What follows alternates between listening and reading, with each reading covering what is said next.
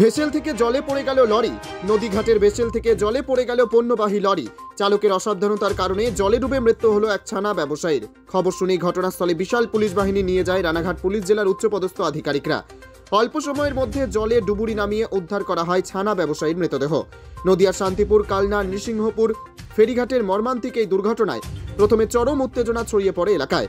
জানা গেছে, বৃহস্পতিবার রাত্রি 7:30 নাগাদ ওই নদীঘাটের ভেসেলে একটি ইট বোঝাই লরি উঠছিল, কিন্তু গাড়ি চালক নিয়ন্ত্রণ হারিয়ে ফেলায় সোজা গিয়ে লরিটি পড়ে নদীর জলে। ছানা ব্যবসায়ী লরির সামনের অংশে থাকায় লরির ধাক্কাতে ভাগীরথী নদীতে সাইকেল নিয়ে পড়ে গিয়ে তলিয়ে যায়। এরপরেই মৃতের আত্মীয় স্বজন এবং স্থানীয় লোকজন ক্ষোভে ফেটে পড়ে। শুরু হয় ব্যাপক উত্তেজনা। সাথে সাথে ঘটনাস্থলে পৌঁছায় রানাঘাট পুলিশ জেলার অতিরিক্ত পুলিশ সুপার লালটু হালদার সহ পুলিশের উচ্চপদস্থ আধিকারিকরা। শান্তিপুর বিধানসভার বিধায়ক ব্রজকিশোর গোস্বামীও একই সাথে ঘটনাস্থলে পৌঁছান। খবর দেওয়া হয় বিপর্যয় মোকাবিলা দপ্তরের কুইক রেসপন্স টিমকে। অতি দ্রুততার সাথে তারা ঘটনাস্থলে পৌঁছে ডুবুরি নামিয়ে উদ্ধার করে ছানা ব্যবসায়ী কার্তিক ঘোষের মৃতদেহ। অন্যদিকে নদীর জলে পড়ে থাকা ইট বোঝাই লরিটিকে ক্রেনের মাধ্যমে উদ্ধার করার চেষ্টা করে পুলিশ। তবে এ প্রসঙ্গে রানাঘাট পুলিশ জেলার অতিরিক্ত পুলিশ সুপার সহ আরো কি বলেছেন শুনবো। দাদা, কতক্ষণের প্রচেষ্টায় উদ্ধার হলো? 15 মিটার প্রচেষ্টা। এই যে ঘটনা, যে ভিকটিম মানে যার বডি পাওয়া গেছে, সে কি অবস্থায় ছিল বলে জানতে পেরেছে? অ্যাকচুয়ালি দুই চাকার মাঝখানে ছিল, যেটুকু আমাদের ড্রাইভার নেমেছিল শান্তনু। মিডিলে যে দুটো চাকা রয়েছে তার মাঝখানে সাইকেলের তলায় আটকে গেছে। ইনজুরি কিছু স্পষ্ট হয়েছে তোলার পর? না, সেরকম। আচ্ছা, দেরি হলে কি আরো কোনো সম্ভাবনা ছিল?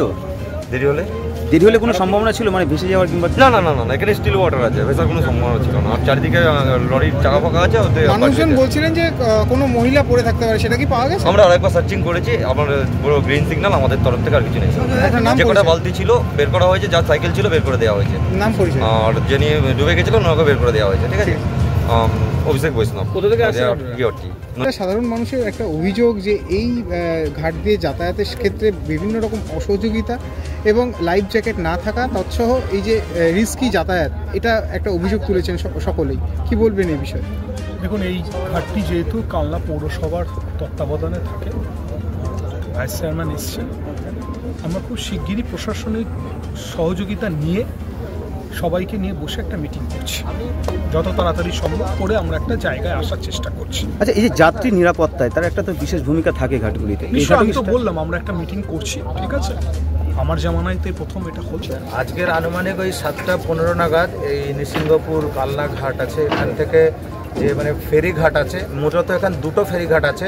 একটা জেনারেল পাবলিক পারাপার করে, আর একটা দিয়ে যায় কেবলমাত্র যারা গুডস ভেহিকেল আছে সেটাই ওপার হয়। তো যেটা আজকের যেখানে আমরা দাঁড়িয়ে আছি, এটা দিয়ে যে গুডস ভেহিকেল এপার থেকে নৃসিংহপুর থেকে ওপারে কালনায় যাওয়ার সময় যে মানে ট্রাকটা ছিল, সেটাই ইট বোঝাই ট্রাক ছিল।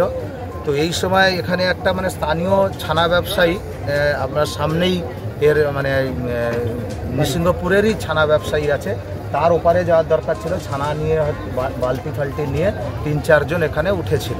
তো যে ট্রাক ভর্তি, যেটা ইট ভর্তি ট্রাক যেটা ছিল, সেটা মানে আপ ডাউন করতে, গাড়িটা ঠিক করতে গিয়ে কোনো রকমের স্লোপিংয়ে গিয়ে পুরো গঙ্গার রিভারের বেডের একদম মানে ওটা ডুবে যায়। আর সেই সঙ্গে সেই টানে ওই লরির যে দড়ি ছিল, সেই দড়ির সঙ্গে বালতি সাইকেল বেঁধে গিয়ে তারাও আস্তে আস্তে 3-4 জন যারা ছিল তারাও ওখানে মানে ওই গঙ্গার জলেই পড়ে।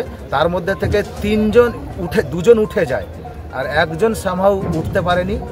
সঙ্গে পুলিশ প্রশাসন, তারপর ডিজাস্টার ম্যানেজমেন্টের লোক যারা ছিলেন তারা অতি মানে তৎপর হয়ে তাড়াতাড়ি এসে তাদের ডিজাস্টার ম্যানেজমেন্টের তৎপরতাতে আমরা যে মানে এটা খুবই দুর্ভাগ্যজনক ঘটনা যে মৃত যে ব্যক্তিটি, তাকে আমরা উদ্ধার করে আমরা পরিবারের কাছে, তাদের যারা মৃতর যারা পরিবারবর্গ আছে তাদের হাতে তুলে দিই।